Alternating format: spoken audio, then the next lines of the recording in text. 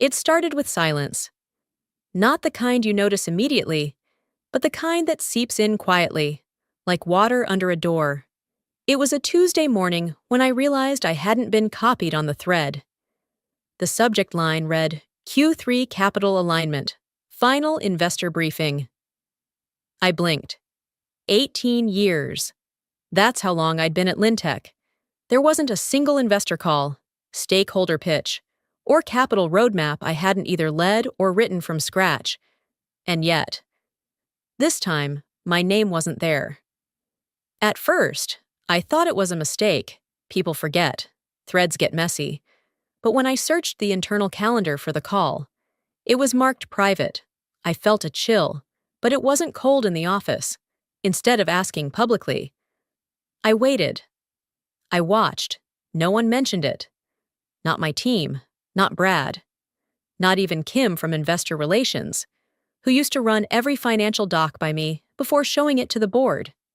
It felt off, like I had been gently pushed out of a room I used to design. Then the message came in. Leah, the girl I'd once mentored as a summer intern, now a junior analyst, messaged me on Slack.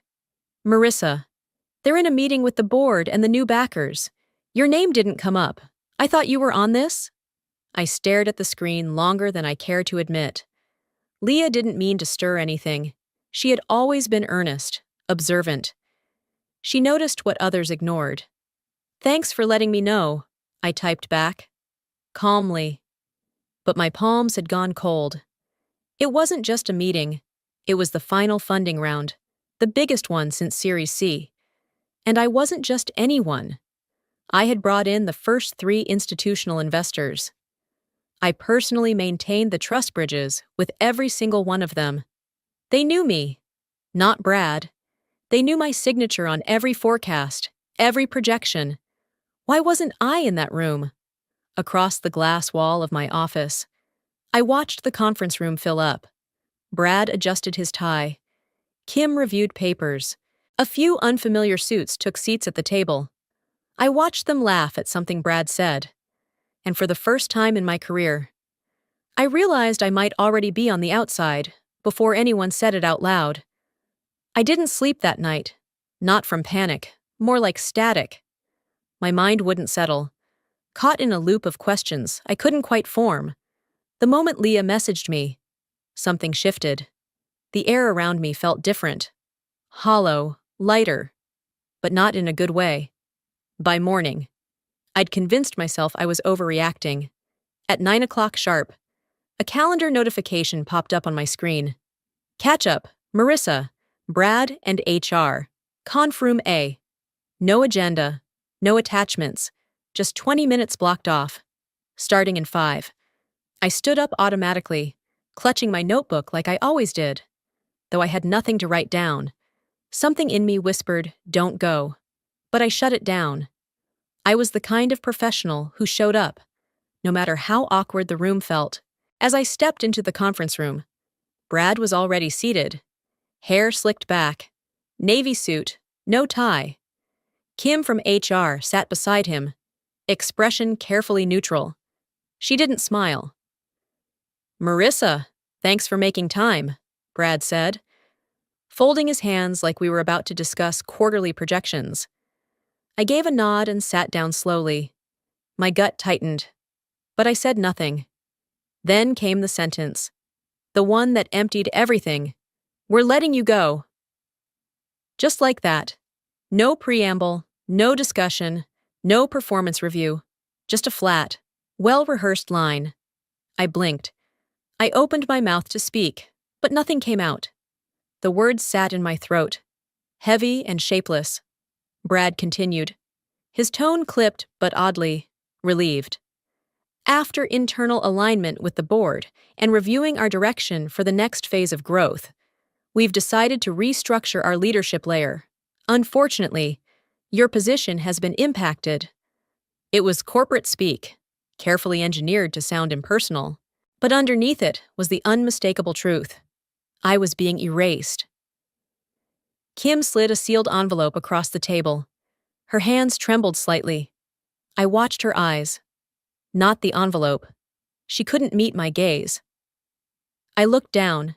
The date printed on the letter? Yesterday. They had known before I walked into the room, before the meeting invite was sent, before Leah messaged me. This wasn't sudden, it was scripted. Effective immediately, Brad added, as if that made it any cleaner. We'll ensure a smooth transition. Your accounts will be disabled by noon. Security will escort you for your belongings if needed. If needed. Like I might throw a chair through the window. But I didn't move. For the first time in my life. I was completely still, not calm, not composed, just numb. I looked at Brad. This man I had mentored when he was 23. Taught how to navigate client pushback.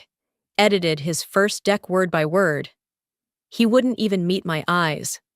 3 minutes.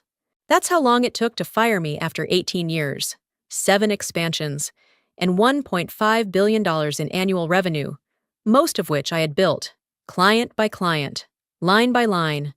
I didn't cry, I didn't argue, I simply stood, envelope in hand, and walked out. Not out of dignity, out of shock, because when your whole world collapses in silence, your body goes on autopilot, and your soul, it waits behind, too stunned to follow. The click of the door behind me felt final.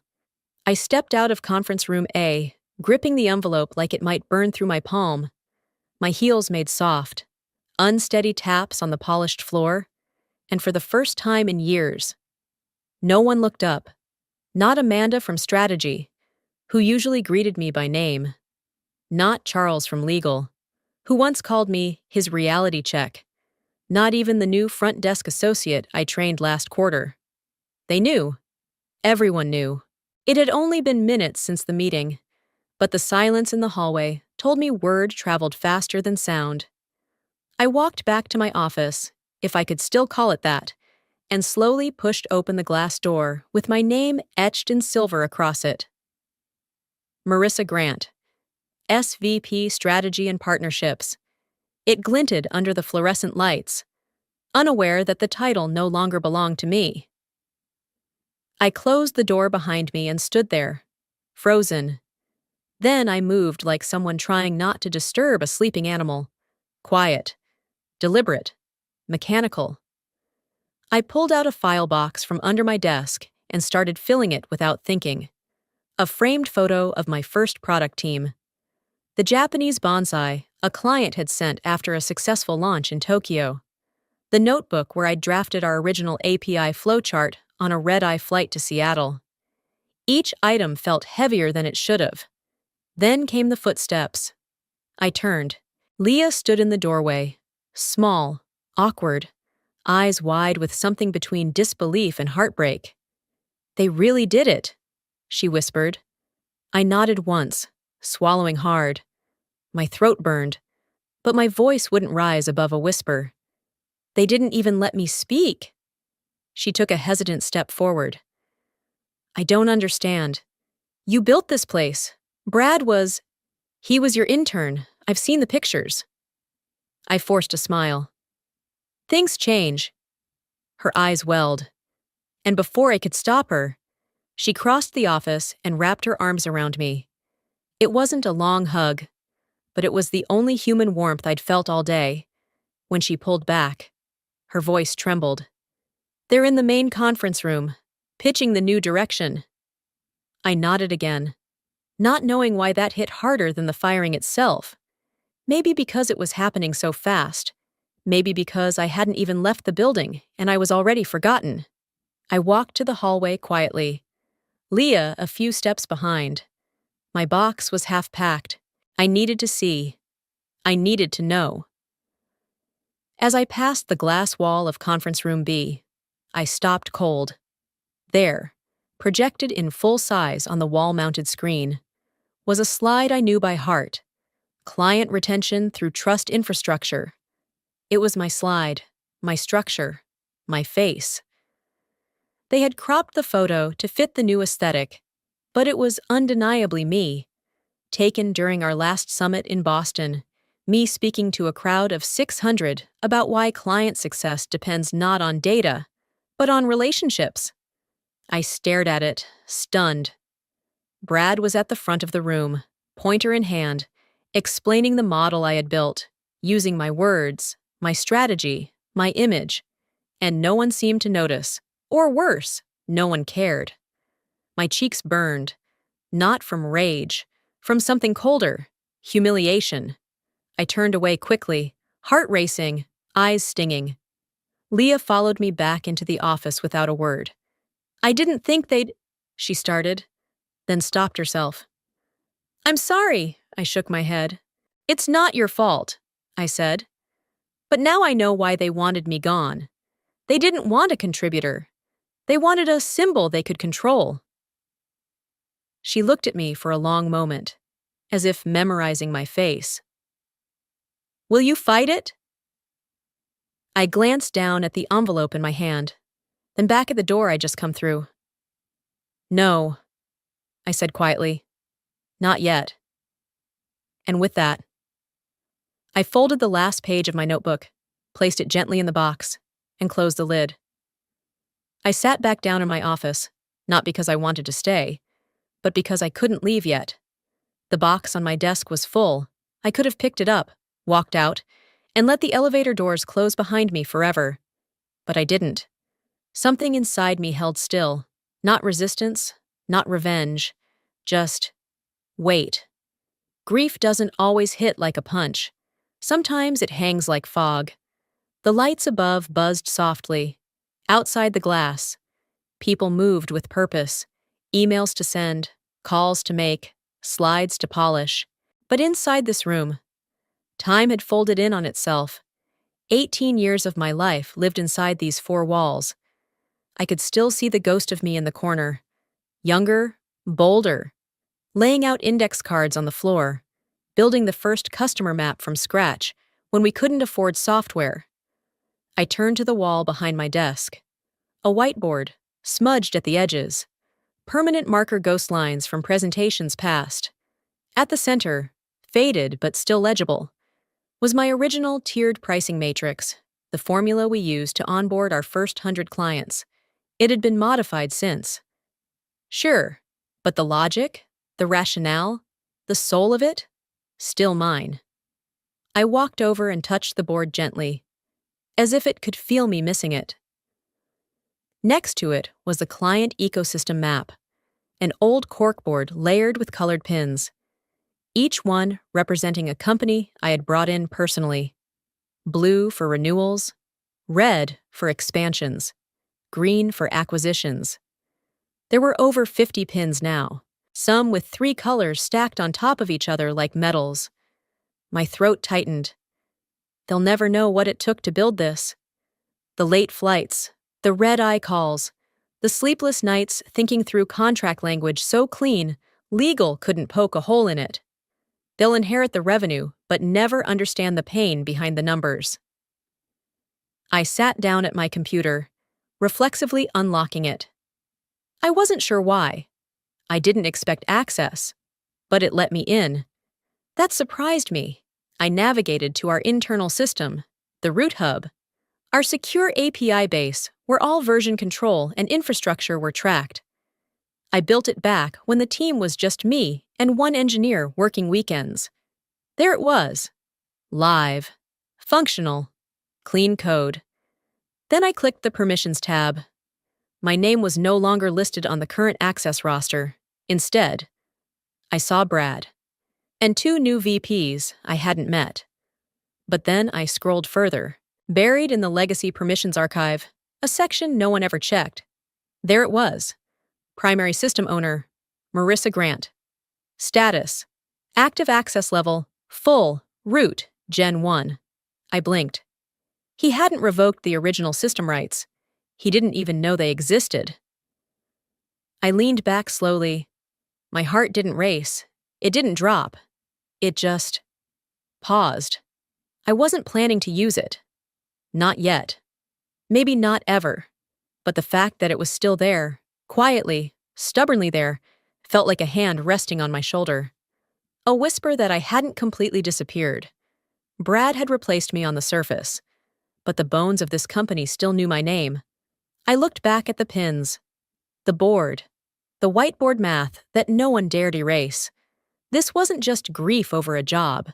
It was grief over a version of me that had given everything to something that now wanted to forget I ever existed. And yet, I hadn't vanished. Not really. Not if the foundation still carried my signature. Outside, the hallway remained busy. Inside, I sat in silence, not broken, just mourning the version of me that thought loyalty was enough. I didn't expect a parade, but a goodbye would have been nice. I stood in the lobby of the building I had entered nearly every weekday morning for 18 years, and not a single person looked up. The front desk security guard glanced at my visitor badge. Someone had already disabled my staff ID, and nodded absently, his hand already on the next clipboard. I gripped the handle of the box in my hands and made my way to the revolving door. The glass turned slowly, almost reluctantly, as if even the building wasn't sure it wanted to let me go. Outside, the sky had shifted to a muted gray.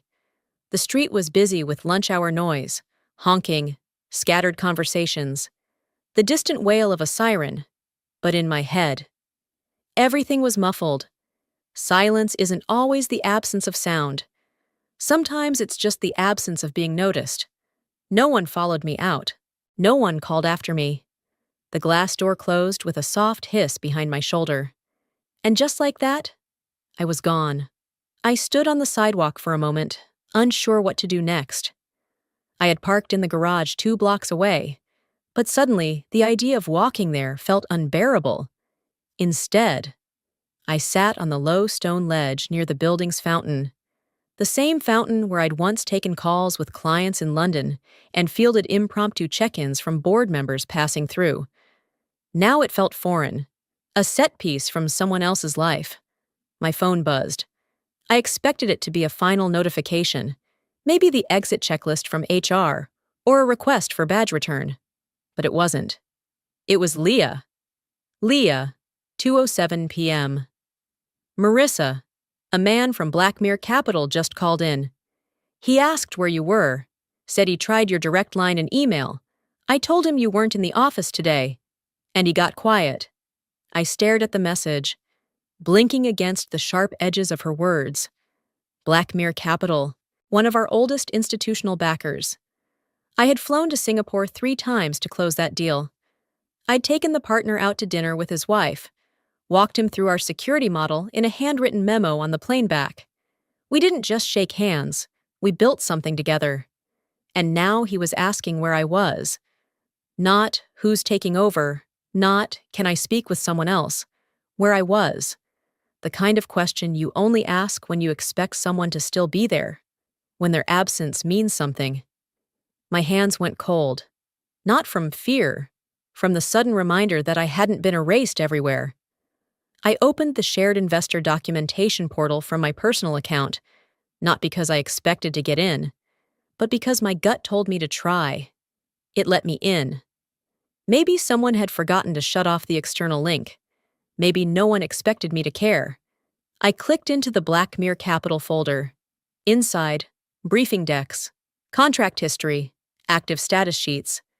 And there it was. Lead Relationship Manager, Marissa Grant. Contact, marissa.grant@lintech.com. Status, active. They hadn't changed it. For all their planning, for all the surgical precision with which they sliced me out internally, they'd left the most public, investor-facing relationship unchanged. They assumed names were just placeholders. But trust doesn't move that way. Not with capital firms. Not with people who tied their money to mine. Not to a logo. I sat there a moment longer, the box on my lap, the city moving around me, inside the building. I was a ghost, outside of it. I still cast a shadow, and someone, somewhere, was already asking why I'd disappeared. I didn't expect my phone to ring that night. Most people in my world respected boundaries after business hours, especially after news like mine started circulating behind closed doors. But at 8:42 p.m., My screen lit up with a name I hadn't seen in months. Kazuo Yamamoto, Black Mirror Capital. I hesitated. He was one of the calmest men I'd ever worked with. Measured, fair, impossible to read. We'd shared late-night ramen in Osaka, negotiating the first Lintech Asia Bridge funding. He didn't call unless something was urgent, and he never, ever called without scheduling. I picked up. "Marissa-san," he said, voice taut.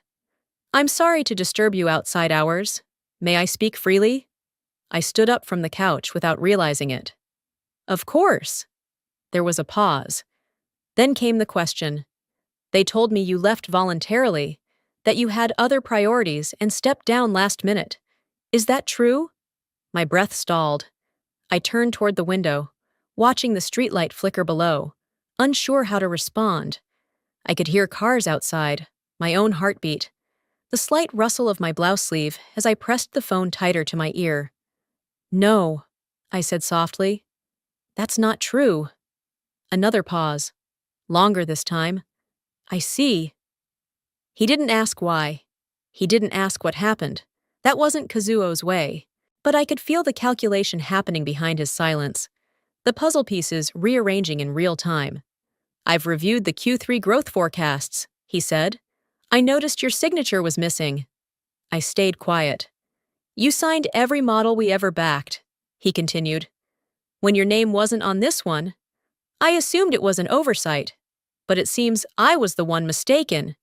His voice didn't rise, but the tension hung between every word like a taut wire. "There's something you may not be aware of," he added. Clause 7.2, in the Black Mirror Agreement, the continuity clause. I froze. I knew the contract like the back of my hand, but not the final revision.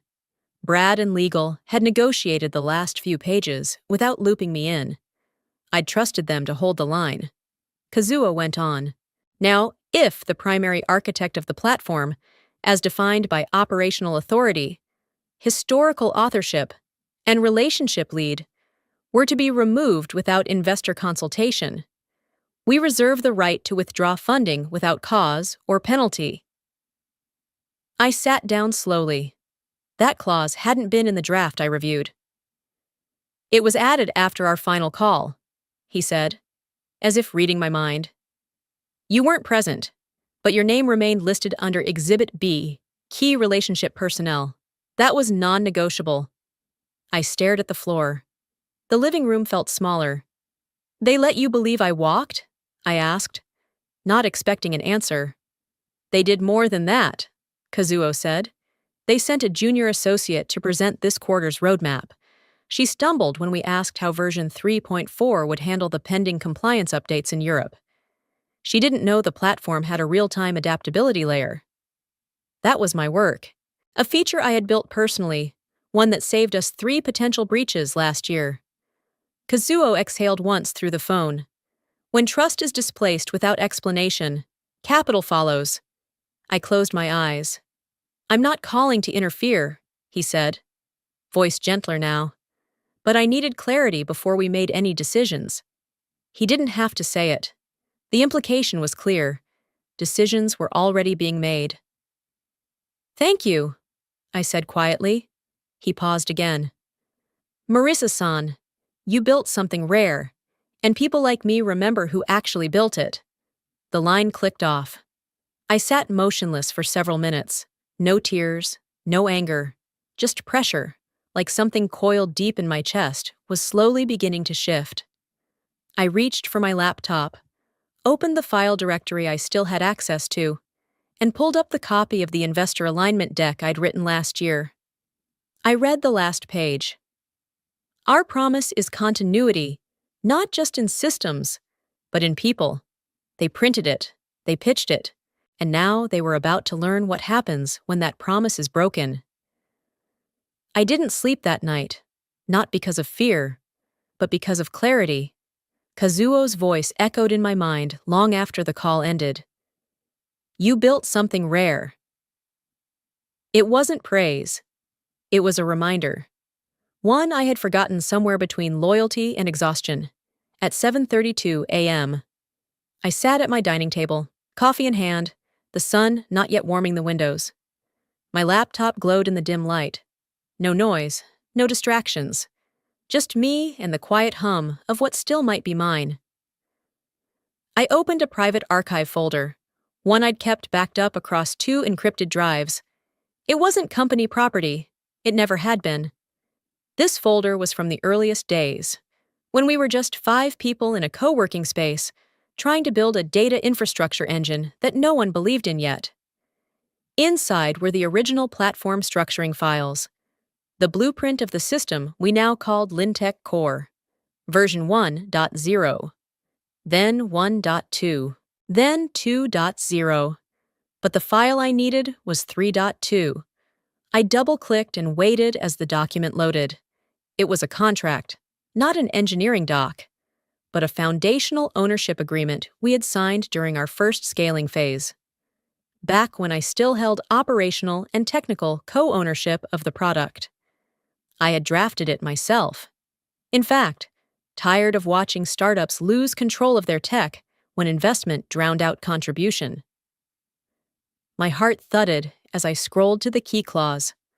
All derivative works based on version 3.2 architecture remain under shared IP designation unless explicitly reassigned via board resolution or mutual legal release.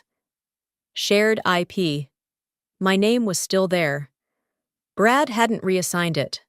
No board vote, no release, no amendment in any of the files I scanned in the next hour. And Lintech Core still ran on 3.2. Everything above it was cosmetic, add-ons, interfaces, but the backbone, the data logic, the compliance engine, the permissions framework, all rooted in 3.2. And every contract signed in the past 2 years referenced the foundational core technology as a condition of delivery. I leaned back slowly. They didn't just forget.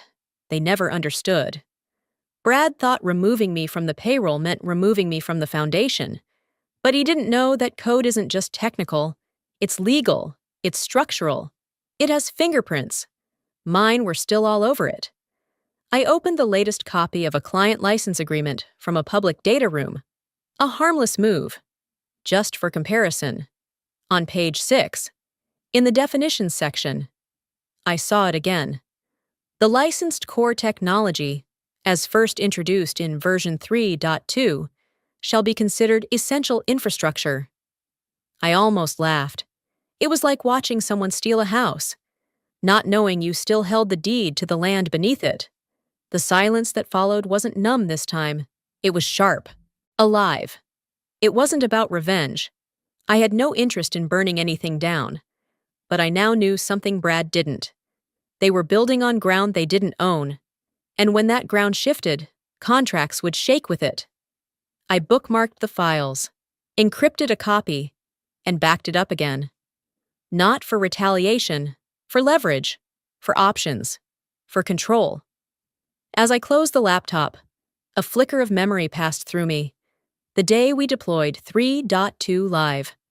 Our CTO and I sitting on the floor of my old apartment, takeout containers around us, exhausted and proud.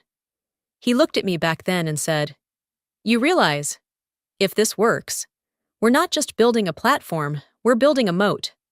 I hadn't thought about that line in years. Now, I understood what he meant. They took my title, my office, my place on the org chart. But they had forgotten the one thing that still mattered. I was the moat. Control doesn't always come from power. Sometimes, it comes from knowing exactly when to say nothing and when to listen. By the time the call came in from the audit group, I wasn't surprised. Things were unraveling faster than they realized.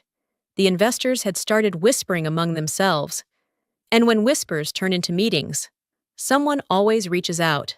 It happened at 10:15 a.m., 2 days after my call with Kazuo. The voice on the other end was calm, professional, and direct. "Ms. Grant, I'm calling on behalf of a third-party review committee representing key Lintech stakeholders. They've requested an informal consult, private, discreet, and off-record. I didn't ask who the stakeholders were. I already knew. Blackmere, Northbridge, Agari Holdings, probably a few others watching quietly from the wings, waiting to see which way the wind would turn. They weren't ready to go public with their doubts, but they were definitely ready to confirm them. I agreed to meet later that afternoon. The location wasn't a conference room or a law office. It was a quiet floor of a downtown co-working space. Empty but for 4 laptops and a whiteboard. No logos, no names. Just 4 people who knew enough to know they needed help. "Thank you for coming," the lead auditor said as I entered. He didn't offer his name, just a seat. I appreciated that. It wasn't about introductions. It was about what I still knew. They didn't ask me to accuse anyone. They didn't bait me with flattery. They simply presented questions, architecture details, license frameworks, core product language, and I answered them. Factually, calmly, without bitterness. I wasn't there to burn the company down. I was there to clear the smoke. An hour into the review, one of the auditors paused over a contract marked confidential third-party licensing draft. He pushed it toward me. "Does this look familiar?" I scanned it. And just like that, control shifted. My eyes stopped on Section 11.4. Lintech grants commercial deployment rights of core infrastructure to Orbigen data systems in exchange for a 24-month exclusivity window. Orbigen, a non-affiliated analytics firm I'd crossed paths with 3 years ago, at the time. They'd tried to reverse engineer our data modeling language and failed. I remembered warning Brad, never give them access. They cut corners and rebrand code. And yet, here it was, a licensing draft, signed by Brad, dated last week. But the kicker? He didn't have authority to license version 3.2 core infrastructure without board consent, and more critically, without my release. Clause 9.1 of our original ethical usage contract stated clearly, core infrastructure may not be sublicensed, sold, or shared with third-party entities that do not meet original compliance standards as assessed and approved by the system's original architect. That architect was me. "Does the board know about this?"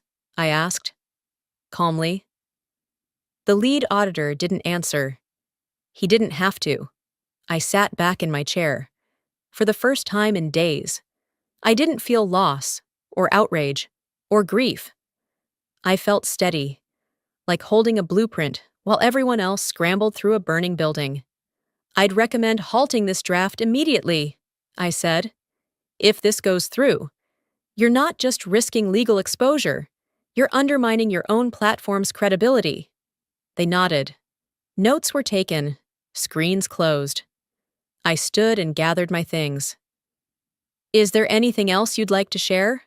one of them asked as I reached the door. I paused. "Yes," I said, turning slightly.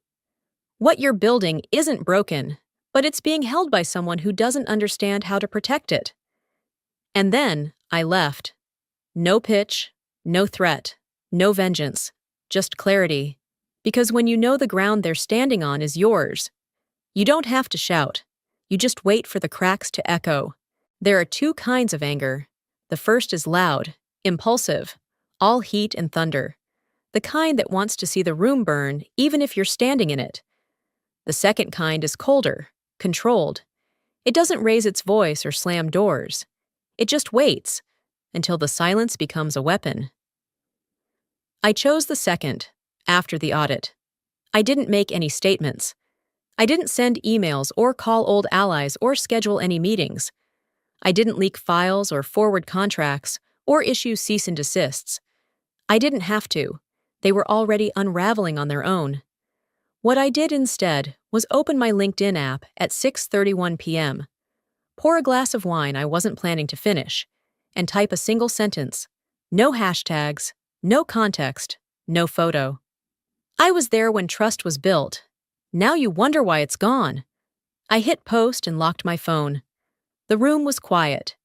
My apartment lights dimmed to their evening setting, casting long shadows across the hardwood floor. I sat back on the couch. The weight in my chest, no longer grief or confusion. It was steel. They had tried to replace me with titles, to frame my departure as a pivot, a restructure, a voluntary shift. But no amount of messaging could erase one fact. Trust has a memory. And so did the people who once believed in Lintech, because they believed in me. I didn't look at my phone again that night. Not because I didn't care, but because I already knew what was coming. By 10:03 a.m. the next morning, Leah sent me a screenshot. Leah, 10:03 a.m. You broke them. Not kidding. 6 funding calls postponed. 2 reps from Northbridge are asking for contract clarification. I read it, then put the phone down and took a long breath. They had spun a narrative. They had tried to wipe me clean from the frame and still use the image I built. And I had taken it back, with a whisper. No rage, no counterattack, just truth. Delivered like a needle through the center of a balloon. Later that afternoon, I received a call from an unknown number. I didn't answer. They didn't leave a message, but I got the message anyway. By 5:15 p.m., word had spread across the investment networks that Lintech's upcoming round was under internal review. One platform had flagged them for undisclosed IP licensing risks. Another firm marked them pending reputational clarification. Translation: no one was writing checks until someone explained why the most credible face behind the company had vanished, and why she wasn't defending them. I didn't celebrate. I didn't text back. I just watched. It wasn't revenge. It was balance. When I'd given them everything, my strategy, my stability, my silence, they had counted on me to stay quiet even after they shut the door. What they hadn't counted on was that silence has tones, and mine had shifted. I was still calm, still composed, but underneath, a current had started. A few hours later, I received a direct message from a former board advisor. Marissa, I'm hearing your name a lot this week. Quietly, respectfully, from people who want to understand what's happening at Lintech. I didn't reply. I didn't need to. Let them ask. Let them wonder how a single post could shake 6 major investors. Let them reread that line and try to parse it like a code they never learned to speak. I was there when trust was built. Because I was.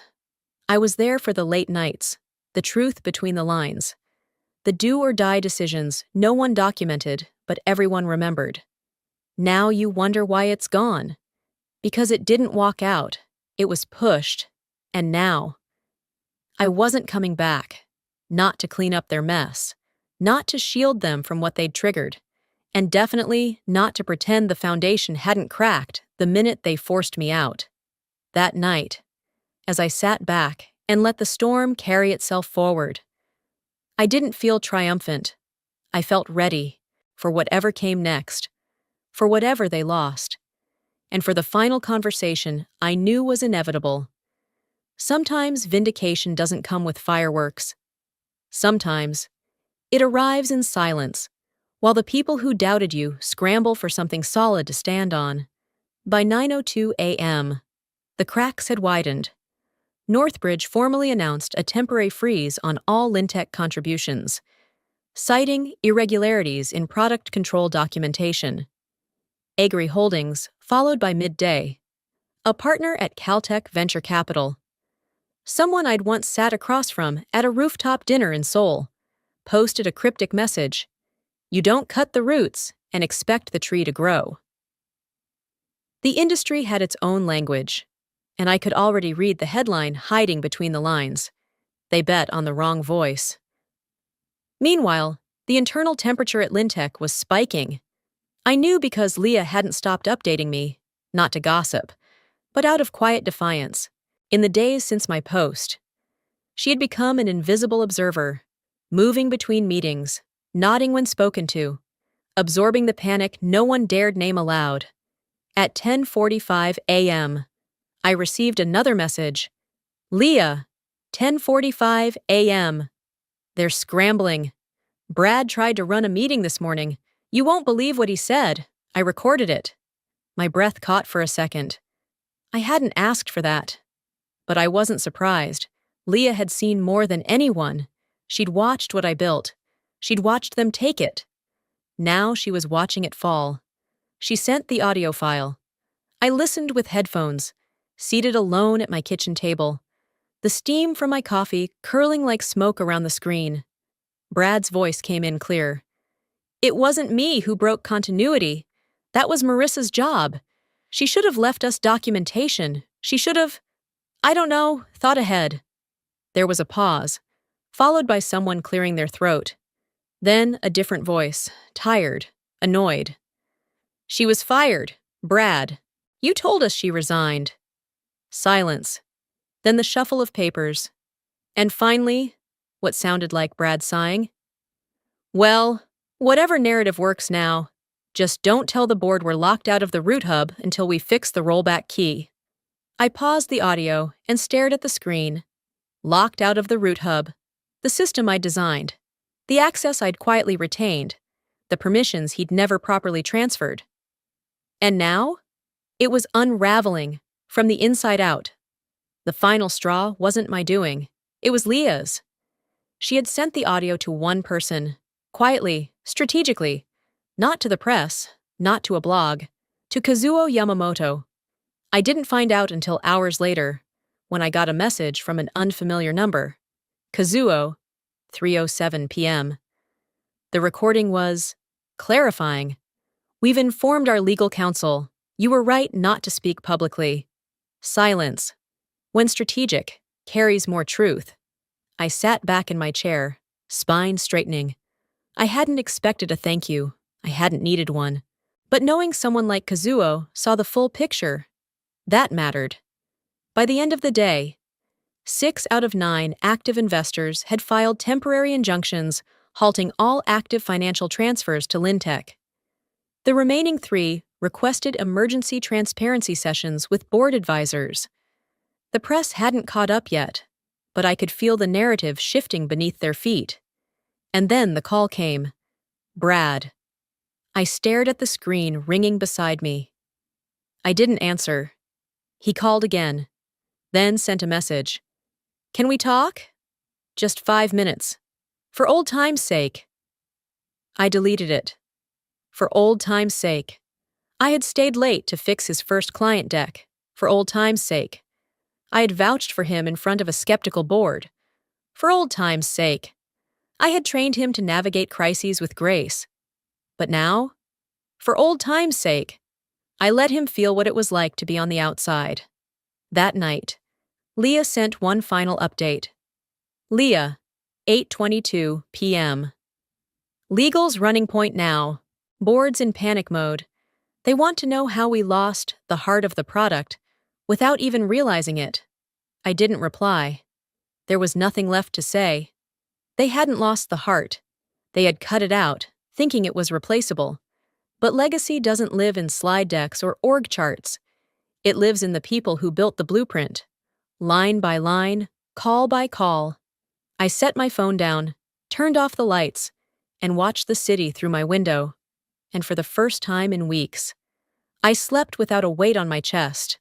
The real feeling of freedom doesn't come when the door finally opens. It comes when you realize you never needed permission to walk through it. 3 days after the collapse began, my inbox started filling again. Not from recruiters or reporters, but from people who'd gone silent weeks before. Some were cautious, some were curious. 1 or 2 just wanted confirmation that what they'd heard was true. But one message stood out. It arrived at 9:50 a.m. under a subject line so simple it felt bold. Subject: Next chapter. The email was from Amira Bell, an executive partner at Sequoia North, a quiet powerhouse in the venture world, never flashy, never loud, the kind of operator who didn't bet on noise, but on patterns. I'd met her once at a round table in Austin and remembered her not for what she said, but for how she listened, intently, strategically. Her message read, I've followed your work for years, but more importantly, I've followed your silence this month. If you're open to building something new, Something that isn't a reaction to the past, but a vision of what should come next. We'd like to back it. No pitch needed, just your yes. No pitch, just my yes. I stared at the screen, heart steady. In that moment, I understood something I hadn't even known I'd forgotten. I wasn't just free from Lintech. I was free to begin again. On my terms, with no disguises, no politics, no boardrooms full of people nodding but never understanding. By 11 o'clock a.m., we were on a call. It wasn't formal, no suits, no slides, just me in a soft sweatshirt, sitting by the window with a notebook in my lap, and Amira speaking like we were already building something. The market's looking for leadership, not tech alone, she said. They're looking for clarity, and you've got a track record that speaks louder than any branding strategy ever could. I told her I didn't have a roadmap yet. No name, no team. That's the beauty of it, she replied. We're not backing a company, we're backing you. There was no pressure, no transaction, just a door wide open, and no one standing in the way. We agreed to reconvene in 1 week, with only one requirement. I come with a vision, even if it's just a sentence. The call ended. The silence after felt different this time. It wasn't hollow, it was spacious. That afternoon, I found myself scribbling notes the way I used to, on real paper, in uneven lines.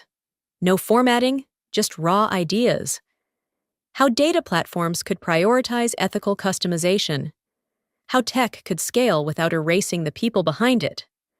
What it would mean to build a company where trust wasn't a department, it was the architecture. The front door buzzed around 4:30 p.m. I opened it to find Leah standing there, holding a paper bag of Thai food and a half-apologetic smile. I figured you probably haven't eaten, she said, stepping inside without waiting for an answer. I laughed. You figured right. We ate on the couch, legs crossed, takeout boxes between us like we were back in the early days of Lintech, huddled in borrowed spaces, making something out of nothing. After a pause, she said, They offered me a promotion. I looked up. They want me to help manage post-investor relations, she added. A lot of cleaning up. A lot of NDAs. But it came with a catch. I didn't have to ask. They want me to forget what I heard in that room, what I recorded, what I shared. Her voice didn't tremble, but it tightened.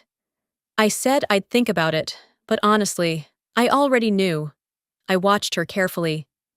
And what do you want? Leah? She looked at me, eyes clear. I want to build something that doesn't make people feel disposable. I want to work for someone who doesn't forget who kept the lights on. I want to help you. It hit me harder than any investor offer. Because this one didn't come with a term sheet. It came with truth. I don't know where this goes yet, I said. I don't have a plan. She smiled. Good. Then it can be real. I nodded. That night, I sent Amira a message. I'm in. I've got one person on board. That's all I need to begin. And I meant it. Because freedom isn't just walking away. It's deciding who walks with you when the noise dies down and the real work begins. I didn't go back to Lintech out of nostalgia. I went back to finish something. The sun was still low in the sky when I stepped into the marble atrium for the last time. 8:15 a.m. The exact hour I used to arrive every Monday without fail, before titles changed, before trust was tested. No security badge this time, just a guest pass clipped to my coat and the weightless calm that comes when nothing left inside a place belongs to you anymore. Brad wasn't there. Neither was anyone I used to lead. The board had sent a junior associate to hand me the paperwork, final confirmation of equity release, formal language about termination of rights, a signature line at the bottom that no longer carried weight for me. Still, I read every word. Then, I reached into my folder and placed a second envelope on the table. What's this? The associate asked. My legal release, I said quietly. For the legacy code, Version 3.2. His eyes widened slightly, but he nodded. Professional. Thank you. The irony didn't escape me. They needed me to walk away clean. So I gave them what they asked for, on paper. Because what I'd already taken with me couldn't be listed in a contract. Vision, integrity, reputation. You don't lose those when you leave the building. You carry them into the next one. On the way out, I paused for one last look at the hallway. It felt smaller than I remembered, like the space had shrunk around its own ambition. Or maybe I'd just grown out of it. In the lobby, I saw a familiar face. Francis, the front desk coordinator who had been there for a decade, stood with a clipboard and wide eyes. Marissa? I smiled. Hi, Francis. She stepped closer. They said you were coming in, but I didn't believe it. I'm just closing a chapter, I said. She hesitated, then added quietly, A lot of us are glad you didn't disappear. That stopped me. I couldn't, I said, my voice soft. You don't disappear when you've built something honest. You just change direction. And then I stepped through the glass doors, into morning light. The street was busy, but in my chest, there was no noise, just breath, just clarity. Later that afternoon, I met Leah in the small rented office we'd picked to brainstorm. It still smelled like fresh paint. The furniture hadn't arrived. The Wi-Fi barely held. But we had a whiteboard, and a name on the wall, and two people who hadn't forgotten where they came from, or what kind of place they'd build next. We didn't need a billion-dollar fund. We needed purpose, and room to move without permission. That's freedom. It's not just about leaving behind what broke you. It's about refusing to let it define the version of you that comes next. If you've ever been written out of your own story, or silenced in a room you helped build, just know this. You don't have to burn it all down to rise. Sometimes walking out quietly is the loudest thing you'll ever do. If this story meant something to you, take a moment to like this video, share it with someone who's been through their own version of this silence, and leave a comment below, because your voice might be the one that helps someone else keep going.